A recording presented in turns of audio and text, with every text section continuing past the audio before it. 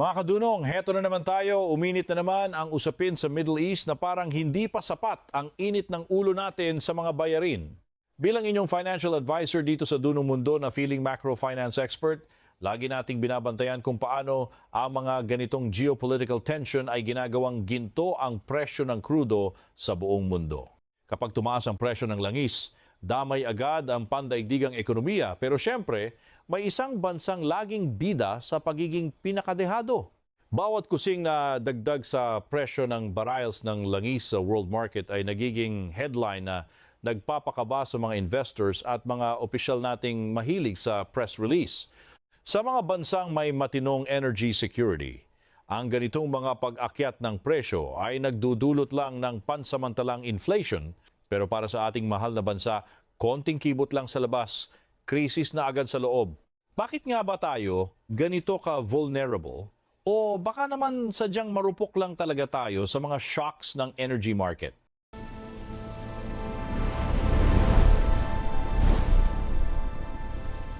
Habang ang ibang bansa ay nagkukumahog lang na ayusin ang kanilang mga reserba, ang Pilipinas ay laging nahaharap sa isang tunay na energy emergency na parang laging nasa ICU. Ang ating sistema ng enerhiya ay napakanipis ng margin of error, parang pasensya ng mga consumer. Sa sandaling tumaas ang presyo ng petrolyo sa pandaigdigang pamilihan, asahan mong reflected na agad yan sa billing statement mong nakaka-high blood. Bilang mga kunwari ay tagasuri ng ekonomiya, nakikita nating ang ganitong sitwasyon ay hindi lang simpleng issue ng supply at demand sa lokal na pamilihan. Ang hagupit ng krisis na ito ay hindi lang nararamdaman sa mga boardroom ng mga dambuhalang korporasyon, kundi ramdam na ramdam hanggang sa hapagkainan ng bawat pamilyang Pilipino. Ang kuryente ay isang pangunahing pangangailangan, isang utility na hindi mo matatakasan maliban na lang kung gusto mong magkandila forever.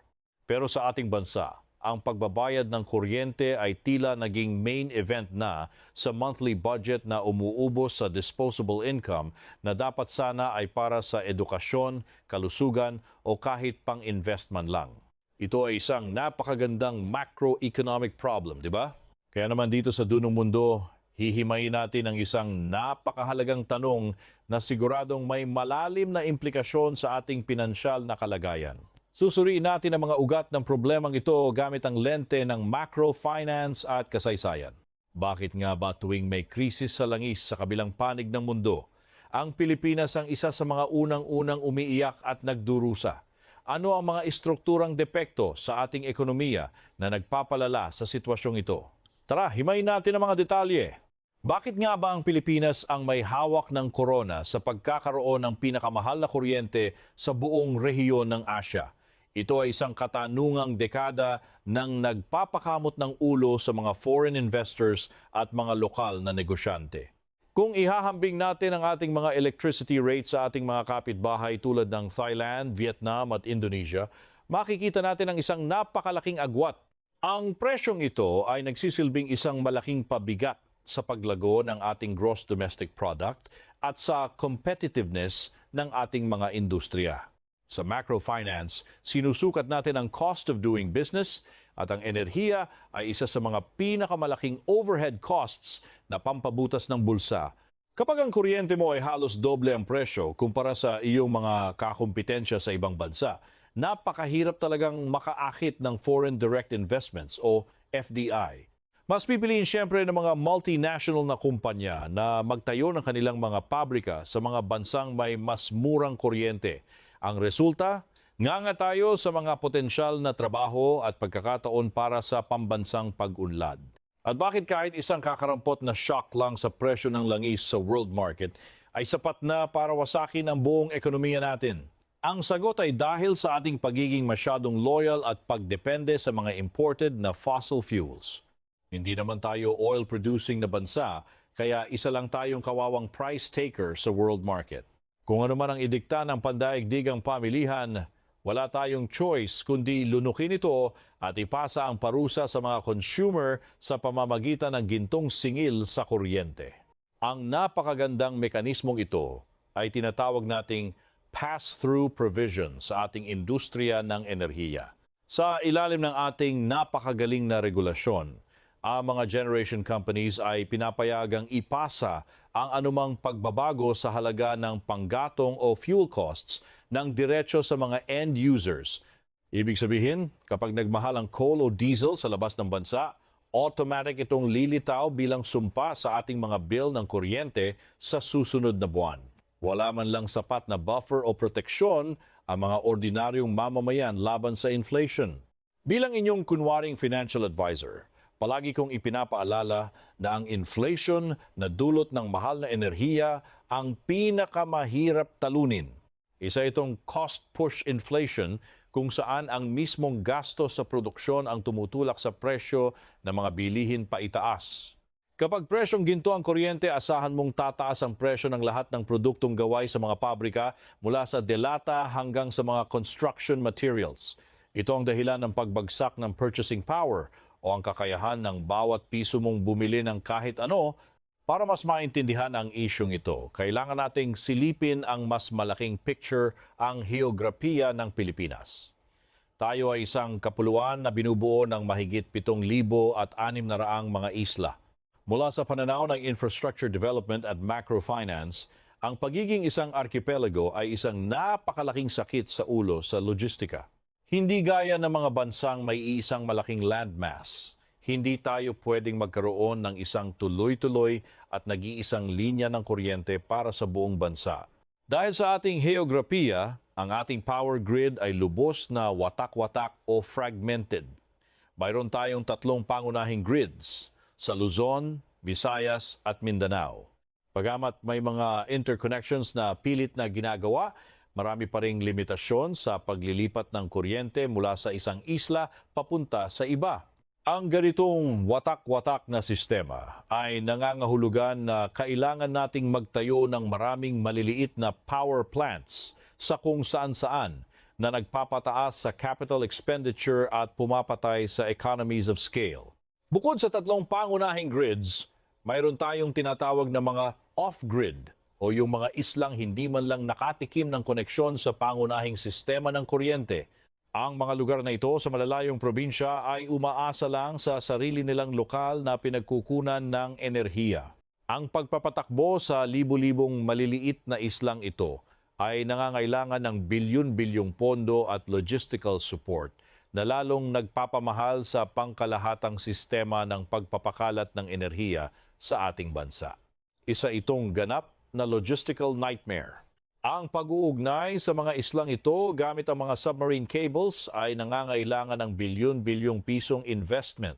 Sa usapang macrofinance, ang mga ganitong mega infrastructure projects ay kadalasang binabayaran sa pamamagitan ng pangungutang o sovereign debt na siyempre ay may kasamang interes.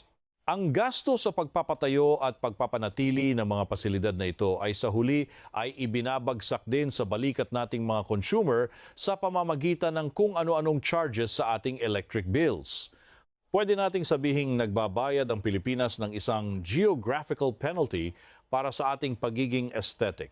Ang ganda ng ating mga isla na pang-Instagram ay siya ring dahilan kung bakit pangmayaman ang presyo ng ating mga basic services gaya ng kuryente. Ang pag-intindi sa geographical constraint na ito ay basic dapat para sa sinumang feeling financial advisor o economic planner dahil patunay ito na hindi lahat ng solusyong gumagana sa ibang bansa ay basta-basta uubra sa ating kakaibang sitwasyon. Ngayon, silipin natin ang high-tech na paraan ng paggawa ng kuryente sa mga off-grid at rural areas na ito. Dahil hindi sila abot ng sibilisasyon at malalaking power plants, karamihan sa mga islang ito ay umaasa sa mga diesel generator sets.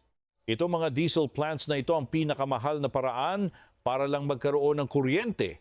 Ang pagbili ng makina, ang walang katapusang pag-import ng krudo at ang pagbiyahe nito sa malalayong isla ay mga gastusing nagpapatong-patong na nagpapalobo sa presyo ng bawat kilowatt-hour hanggang langit. Ang pinakamalaking problema sa paggamit ng mga diesel generators ay ang ating pagiging simp sa imported na petrolyo. Halos lahat ng langis na nilalaklak ng bansa ay galing sa labas, partikular sa Middle East at iba pang oil exporting nations.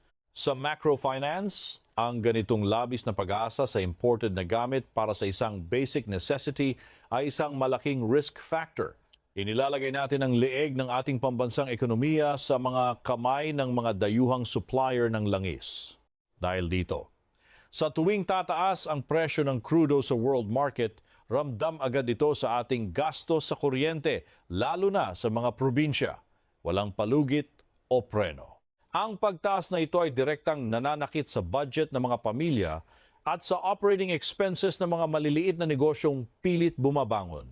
Bilang isang financial advisor, nakikita ko kung paano winawasak ng pabago-bagong presyo ng kuryente ang financial planning ng mga negosyanteng wala namang kontrol dito at hirap hulaan ang susunod na dagok. Para kunwari ay gumaan ang pasanin ng mga nasa off-grid na isla, nagpatupad ang gobyerno ng subsidiya sa pamamagitan ng Universal Charge for Missionary Electrification o UCME. Isa itong dagdag na linya sa ating mga electric bill na binabayaran nating lahat kahit taga Metro Manila ka pa.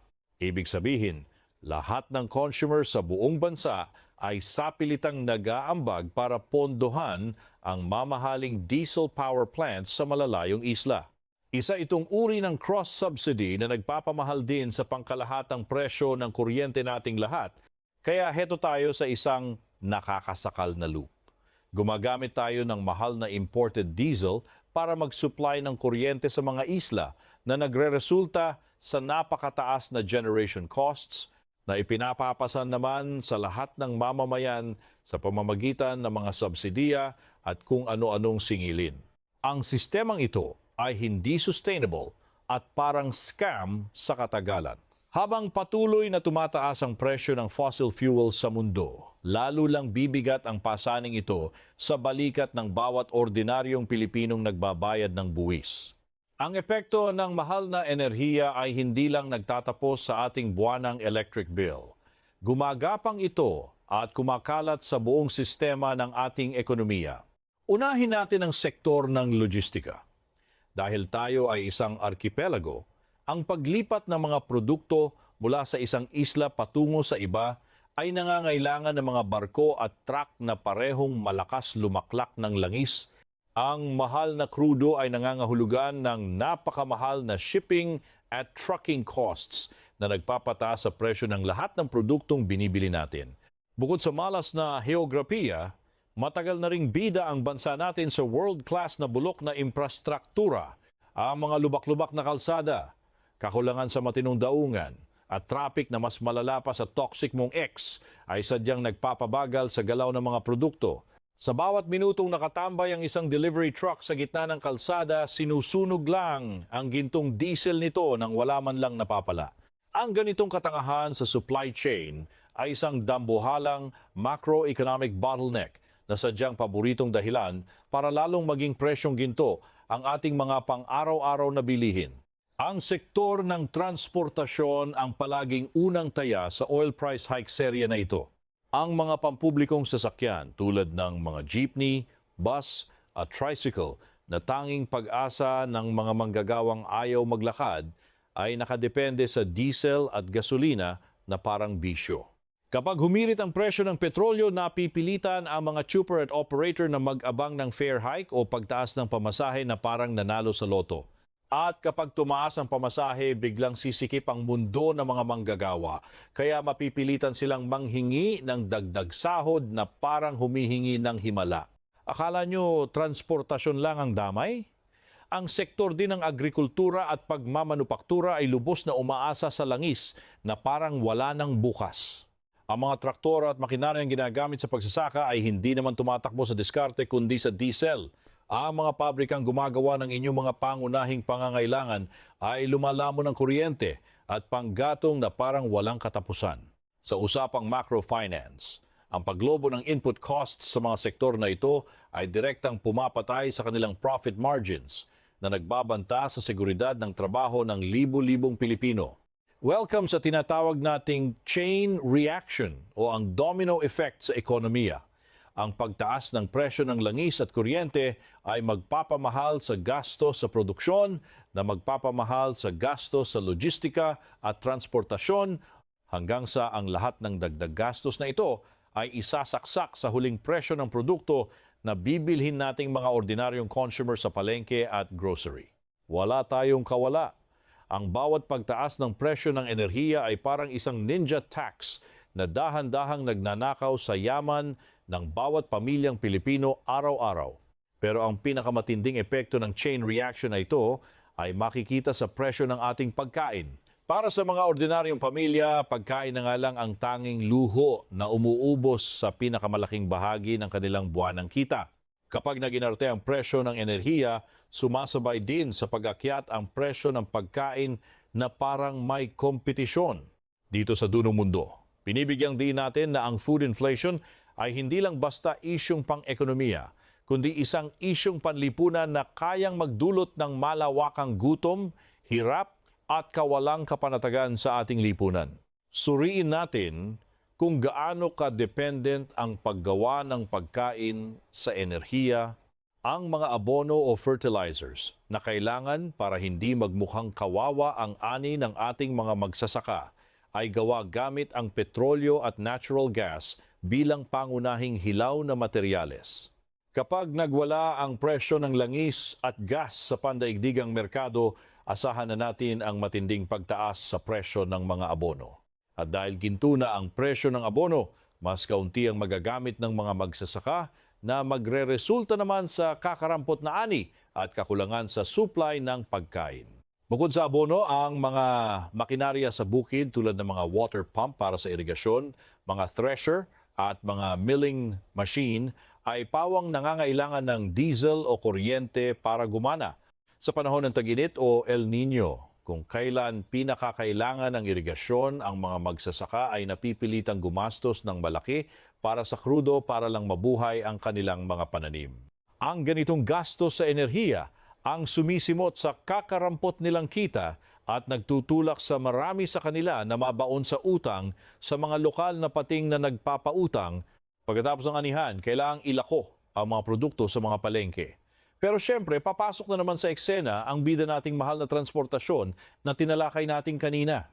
Ang mga gulay at prutas mula sa probinsya, kailangang isakay sa mga truck na lakas lumaklak ng gintong diesel. Isama mo pa ang mga cold storage facility na akala mo ay aircon ng mall sa laki ng konsumo sa kuryente para lang hindi mabulok ang mga produkto. Lahat ng ito, patong-patong na dagdag gastos bago pa man makarating ang pagkain sa hapagkainan nyo. Ang ending ng lahat ng ito ay ang matinding pagtaas sa presyo ng bigas, gulay, karne at iba pang pamatid gutom.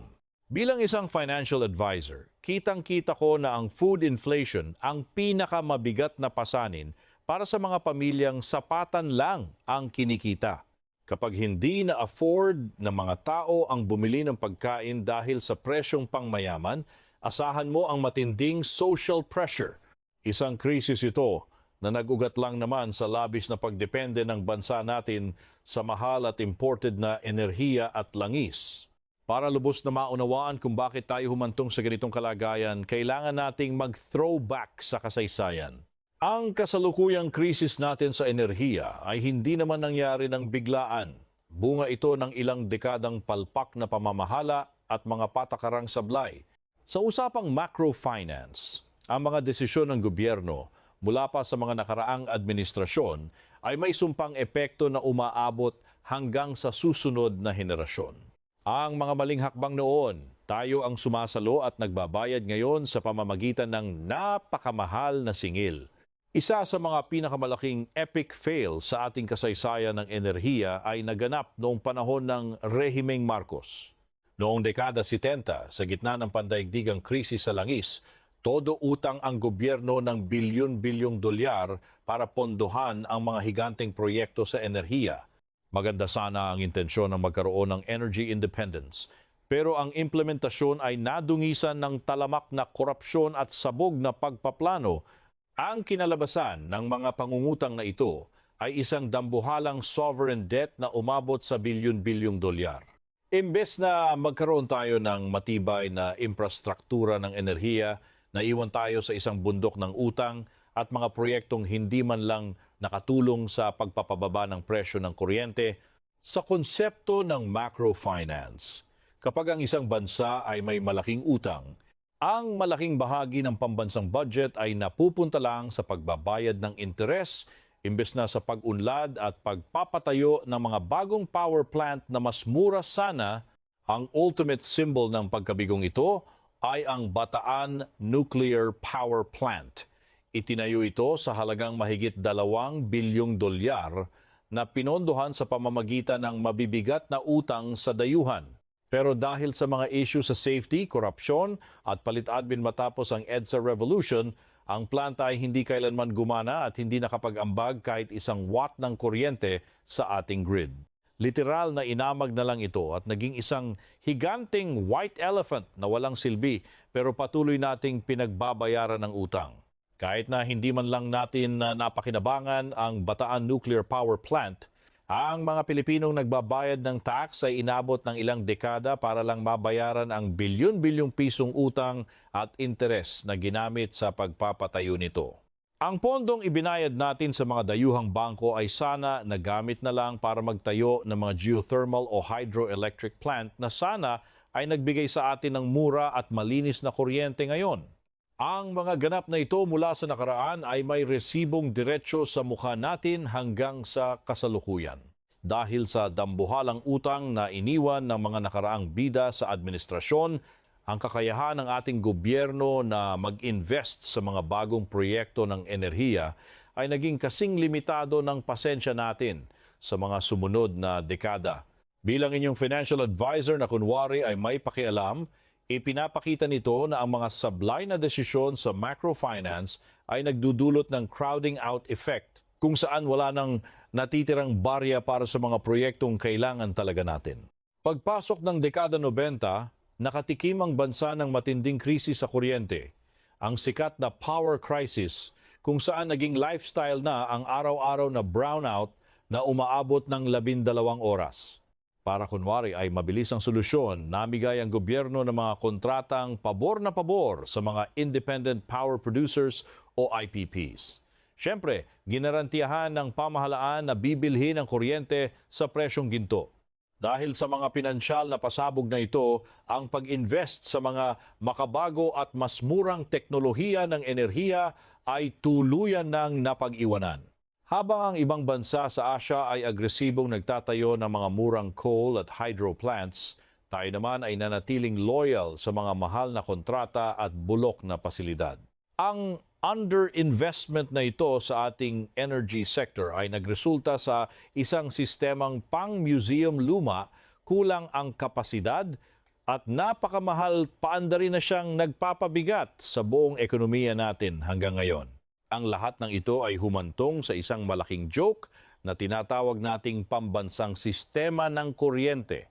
Napakataas ng demand mula sa lumalaking populasyon at umuunlad na ekonomiya, pero ang supply natin ay laging bitin at presyong pangmayaman. Ang thin reserve margin ay code word lang para sabihing isang ubo lang ng planta, sky high na agad ang presyo sa spot market o kaya naman ay blackout na naman ang bagsak ng mga negosyong pilit bumabangon. Para kunwari ay mabawasan ang utang, isinapribado ng pamahalaan ang industriya ng kuryente sa pamamagitan ng EPIRA Law noong 2001. Bagamat ang pangako ay pababain ang presyo sa pamamagitan ng kompetisyon, ang katotohanan ay nanatiling pangmayaman ang singil. Sa pananaw ng macrofinance, ang pagsasapribado ay pagpasa lang ng remote control mula sa gobyerno patungo sa mga dambuhalang korporasyon. At dahil ang main goal ng mga pribadong kumpanya ay kumita, anumang dagdag na gasto sa merkado ay automatic na ipapasa sa ating mga kawawang consumer. Ngayon, nahaharap tayo sa bago at mas nakakatakot na krisis na pinalala pa ng mga gulo sa ibang bansa. Ang mga pandaigdigang ganap tulad ng giyera sa Europa at mga gulo sa gitnang silangan ay patuloy na nagpapamahal sa presyo ng fossil fuels. Bilang bansang mahilig mag-import, wala tayong laban sa mga panlabas na puwersang ito na labas sa ating kontrol pero sagad sa buto ang epekto sa ating ekonomiya at seguridad. Sa loob ng bansa, mayroon tayong isang malaking bomba na naghihintay lang sumabog. Ang pagkaubos ng Malampaya gas field Ang malampaya ang tanging pambato natin sa natural gas na nagbibigay ng 20% ng kuryente sa Luzon. Pero ayon sa mga eksperto, ang reserba nito ay malapit na ring mag-expire. Kapag nawala ang malampaya, mapipilitan tayong mag-import ng mas mahal na liquefied natural gas o LNG para lang umilaw ang mga bahay natin na siguradong magpapasirit na naman sa presyo. Ang pagkaubos ng malampaya ay nangangahulugang mas kakapit tayo sa mga imported na panggatong na akala mo naman ay may patago tayo. Sa kasalukuyan, halos 70% ng ating kuryente ay galing sa coal na karamihan ay inaangkat pa mula sa Indonesia. Ang ganitong level ng pag-asa sa importasyon ay isang bangungot para sa ating trade balance at foreign exchange reserves.